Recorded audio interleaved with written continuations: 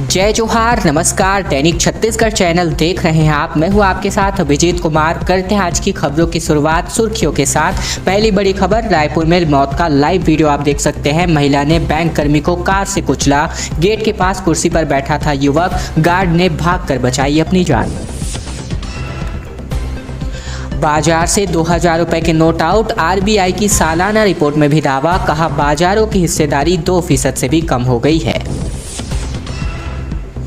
राज्यसभा चुनाव को लेकर छत्तीसगढ़ में हरियाणा पॉलिटिक्स। सीएम भूपेश बघेल ने रिसोर्ट पहुंचकर विधायकों से की बातचीत। कहा भाजपा कोशिश कर रही है लेकिन जीत हमारी होगी। हाथी ने व्यापारी सहित 2 की ली जान। जसपुर के लीची बागान में सो रहे समाज के नेता को रौंदा, एक महिला को भी उठाकर पट। और अब सुर्खियों की बात करते हैं आज की खबरों की शुरुआत। पहली बड़ी खबर, भीषण गर्मी का समय चक्र लगातार बढ़ता जा रहा है। 29 डिग्री तापमान से हो रही है दिन की शुरुआत। दोपहर बाद भी 45 डिग्री तक पहुंच रहा है पारा। शाम को 41 डिग्री तो वहीं आधी रात को भी पारा 32 डिग्री सेल्सियस के पार जा रहा है। छत्तीसगढ़ के रायपुर, बिलासपुर और दुर्ग संभाग के जिलों में भीषण गर्मी का कहर लगातार जारी है। भीषणता का अनुमान ऐसे भी लगा सकते हैं कि दिन डूबने के आधा घंटा बाद भी तापमान 40 डिग्री सेल्सियस से अधिक रह रहा है। इसके अलावा मुंगेली में अधिकतम तापमान बीते दिन 47 डिग्री सेल्सियस रिकॉर्ड किया गया। दोपहर बाद यह प्रदेश का सबसे गर्म स्थान रहा। रायपुर में बीते दिन की बात करें तो सूर्योदय सुबह 5:21 से हुआ। इससे ठीक पहले यहाँ का न्यूनतम तापमान 29 डिग्री सेल्सियस मापा गया था। यह जून महीने के औसत न्यूनतम तापमान से 1 डिग्री सेल्सियस अधिक था। इसके अलावा सूरज के आसमान पर चढ़ आने के साथ साथ तीखी धूप ने एकदम से हवा का तापमान बढ़ा दिया है। इसके अलावा बात करें तो यहाँ पर मौसम वैज्ञानिकों के मुताबिक हर 1-2 साल के अंतराल में गर्मी और लू का यही ट्रेंड रहता है। 2021 में जून के शुरुआत में पहले से ही प्री मानसून की बारिश हो रही थी। इसकी वजह से मानसून से पहले मौसम इतना गर्म नहीं हो पाया था। इसके अलावा बात करें तो मौसम विभाग ने तापमान गिरने की संभावना जताई हुई है। लेकिन फिलहाल अभी बात करें तो उत्तर प्रदेश से लेकर के उत्तर बांग्लादेश तक, साथ ही साथ बिहार से लेकर के पश्चिम बंगाल तक एक विस्तारित द्रोणिका का निर्माण हुआ है। लेकिन इसका असर आने वाले 1-2 दिनों में छत्तीसगढ़ के 1-2 स्थानों पर हल्की वर्षा होने अथवा गरज चमक के साथ छींटे पड़ने की संभावना जताई जा रही है। इसके अलावा बात करें तो प्रदेश के अधिकतम तापमान में मामूली गिरावट होने की संभावना है। अन्नदाता लगातार परेशान होते नजर आ रहे हैं। मानसून नजदीक है पर खाद नहीं मिल पा रही है। रैक आने का इंतजार किया जा रहा है। किसानों के द्वारा डीएपी का संकट लगातार सबसे ज्यादा गहराता जा रहा है। मानसून नजदीक है और एक बार फिर से आजकल में बारिश की संभावना मौसम विभाग द्वारा जताई जा रही है। किसान धान की बुआई की तैयारी में भी है पर पर्याप्त खाद का भंडारण नहीं होने की वजह से किसानों की चिंताएं बढ़ती नजर आ रही है। समय पर खाद नहीं डालने से फसल पर इसका सीधा असर पड़ेगा। इसीलिए किसानों की ओर से बुआई के साथ साथ डाले जाने वाले डीएपी खाद की बार बार डिमांड की जा रही है। प्रशासन की ओर से जल्द ही डीएपी की रैक आने की खबर दी गई थी। सोसाइटी में भी आ रहे किसानों को यह कहकर लौटा दिया जा रहा है कि आज या फिर कल की स्थिति में खाद की रैक आ जाएगी, पर अफसर स्पष्ट तिथि नहीं बता पा रहे हैं। जिले में वर्तमान में बात करें तो डीएपी की जितनी डिमांड है उस हिसाब से आपूर्ति नहीं होने से संकट की स्थिति बनी हुई है। इस मुद्दे को लेकर के किसान संघ की ओर से भी लगातार सवाल उठाया जा रहा है। हाल ही में किसानों के प्रतिनिधि मंडल ने अफसरों से मुलाकात कर निजी दुकानों की जांच करने और खाद की कालाबाजारी पर रोक लगाने की मांग की थी। हालांकि प्रशासन की ओर से निजी खाद गोदामों की अब तक कोई भी जांच नहीं कराई गई है। कन्वर्टेड को डीलिस्ट करने की मांग लगातार की जा रही है। दोहरा लाभ के मामले में जनजातीय सुरक्षा मंच की बड़ी रैली सामने आ रही है। छत्तीसगढ़ के सबसे उत्तरी छोर पर स्थित जिला मुख्यालय बलरामपुर में बीते दिन डीलिस्टिंग की मांग को लेकर के जनजातीय सुरक्षा मंच के बैनर तले हजारों आदिवासी सड़कों पर उतर आए। समाज के बड़े नेताओं के साथ बड़ी संख्या में मौजूद लोगों ने धर्मांतरित आदिवासियों पर दोहरा लाभ लेने का आरोप लगाते हुए उन्हें आदिवासियों की सूची से बाहर करने की मांग की है। जिला मुख्यालय में जनजातीय सुरक्षा मंच के बैनर तले संयोजक पूर्व मंत्री गणेश राम भगत, पूर्व मंत्री और राज्यसभा सांसद रामविचार नेताम, पूर्व संसदीय सचिव सिद्धनाथ पैकरा के साथ साथ सड़कों पर उतरे। बाजार परिसर से आदिवासियों की रैली शहर में भ्रमण करते हुए आम बगीचा जा पहुंची, जहां यह रैली सभा में तब्दील हो गई। आदिवासी समाज के नेताओं का आरोप है कि आदिवासी समाज के लाखों लोग धर्मांतरित हो गए हैं और वे आदिवासी के साथ साथ अल्पसंख्यक का दर्जा प्राप्त कर दोहरा लाभ भी ले दे रहे हैं। सभी धर्मांतरित लोगों को डीलिस्टिंग करने की मांग करते हुए उन्हें सिर्फ एक अल्पसंख्यक वर्ग का लाभ दिया जाए, न कि आदिवासी समाज का। इस बात का मुद्दा लगातार उठाया जा रहा है। रोजगार के लिए चीत्कार जो है सामने आ रहा है। मनरेगा कर्मचारियों के पंडाल में लाशों के पुतले दिखे गए। चीख चीख कर यहाँ पर लड़कियां रो रही थी। बोली मातम के सिवा कुछ नहीं बचा है। पंडाल के भीतर 4-5 लाशें रखी थी। आसपास बैठी लड़कियां चीख चीख कर रो रही थी। मामला रायपुर का है। दरअसल पिछले 65 दिनों से लगातार जारी मनरेगा कर्मचारियों के आंदोलन में बीते दिन कुछ यही नजारा देखने को मिला। कर्मचारियों ने सांकेतिक तौर पर कुछ लाशें यानी कि कफन के भीतर पुतले रख करके रोते हुए मातम मनाया। यह संदेश देना चाहते थे कि इनकी जिंदगियों में बेरोजगारी का दर्द और मातम के सिवा कुछ नहीं है। पंडाल में आने वाले कर्मचारियों ने कहा कि अब हमारे पास इसी तरह मरने के सिवाय कुछ नहीं है, इसीलिए मातम मना करके विरोध प्रदर्शन कर रहे हैं। मनरेगा कर्मचारियों का आंदोलन रायपुर के धरना स्थल पर पिछले 2 महीने से लगातार जारी है। वह लगातार नियमित किए जाने की मांग कर रहे हैं, मगर विभागीय अधिकारी इनकी एक भी नहीं सुनते। इसी वजह से कर्मचारियों ने यह कदम उठाया। छत्तीसगढ़ मनरेगा कर्मचारी महासंघ के प्रांत अध्यक्ष चंद्रशेखर अग्निवंशी के मुताबिक कुछ दिनों पहले हमारे 3000 साथियों को बर्खास्त किया गया और इसके बाद 21 सहायक परियोजना अधिकारियों की नौकरी खत्म कर दी गई है। यह रवैया बिल्कुल ठीक नहीं है।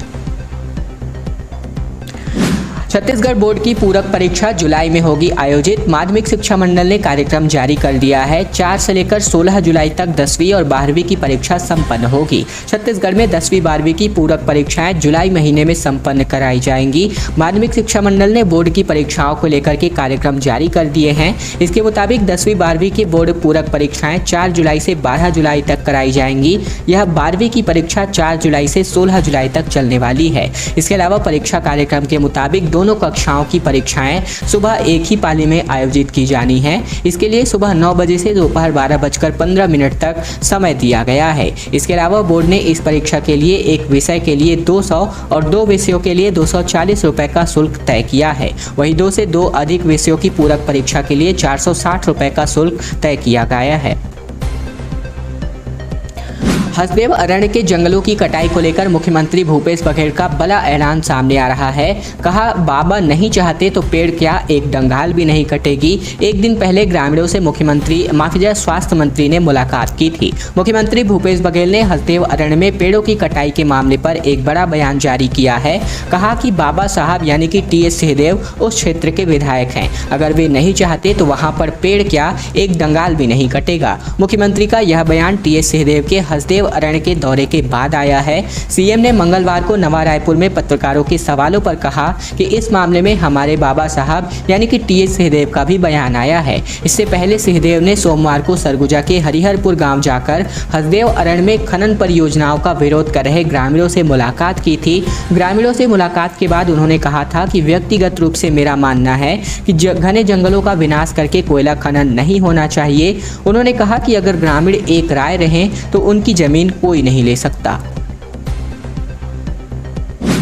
सोशल मीडिया पर एक पोस्ट के बाद जोरदार हंगामा सामने आ रहा है। वीडियो के माध्यम से आप देख सकते हैं और इसका अंदाजा भी लगा सकते हैं। धर्म विशेष को लेकर के की गई टिप्पणी के बाद यहां पर विरोध प्रदर्शन हुआ, एक गिरफ्तार भी हुआ है। रायपुर में नीरज सैनी नामक एक व्यक्ति ने सोशल मीडिया पर एक धार्मिक मामले पर अपने विचार पोस्ट किए। इस पोस्ट को आपत्तिजनक बताते हुए बड़ी संख्या में लोग सिविल थाने पहुंच गए। वहां मचे हंगामे के बाद नीरज सैनी को गिरफ्तार कर लिया गया है।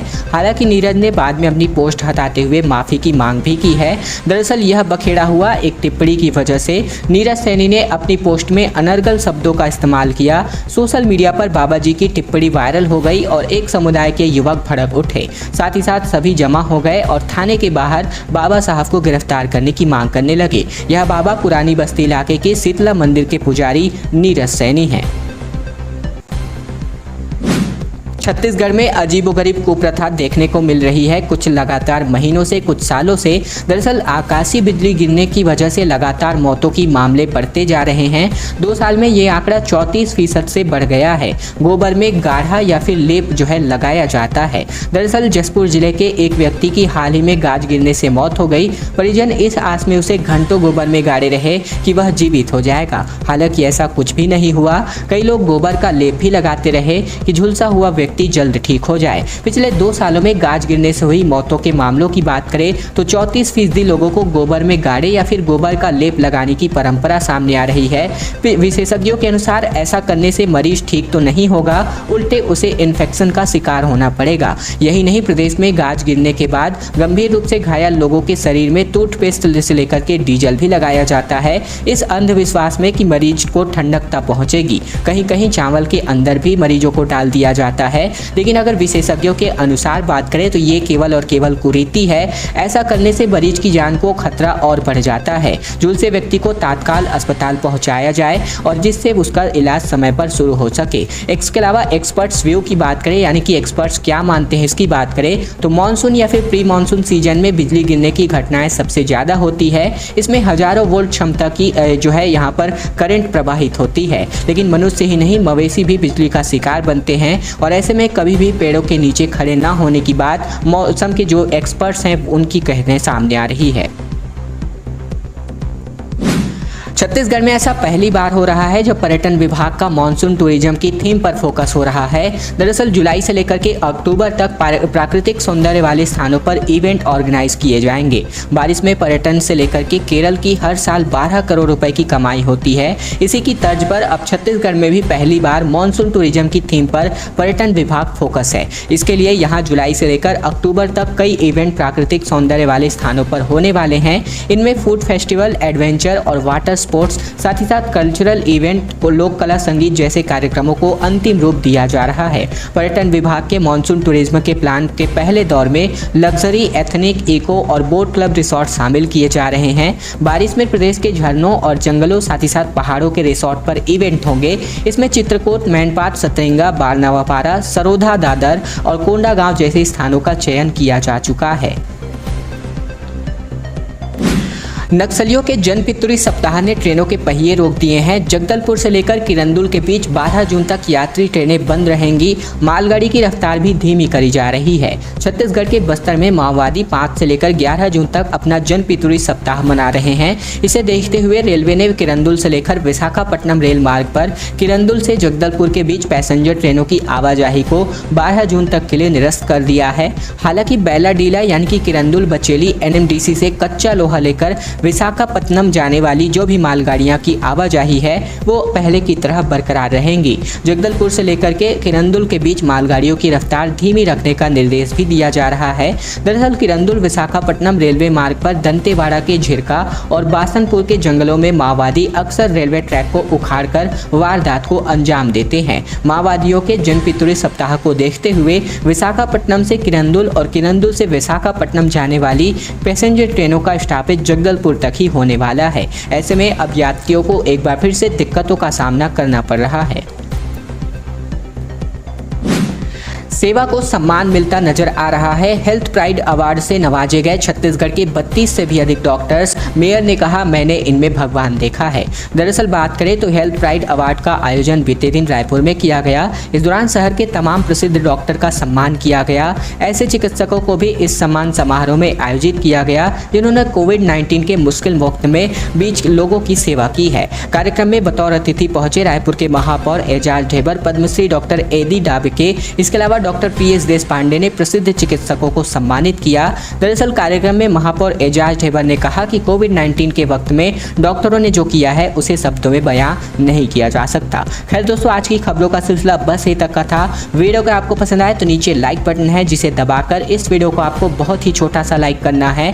नीचे लाल कलर का सब्सक्राइब बटन भी दिया है जिसे दबाकर इस चैनल को आपको सब्सक्राइब करना है ताकि प्रतिदिन की महत्वपूर्ण खबरें, छत्तीसगढ़ के समाचार बिना किसी रुकावट रोजाना हम आप तक पहुंचा सके। तो चैनल को जरूर सब्सक्राइब कीजिएगा।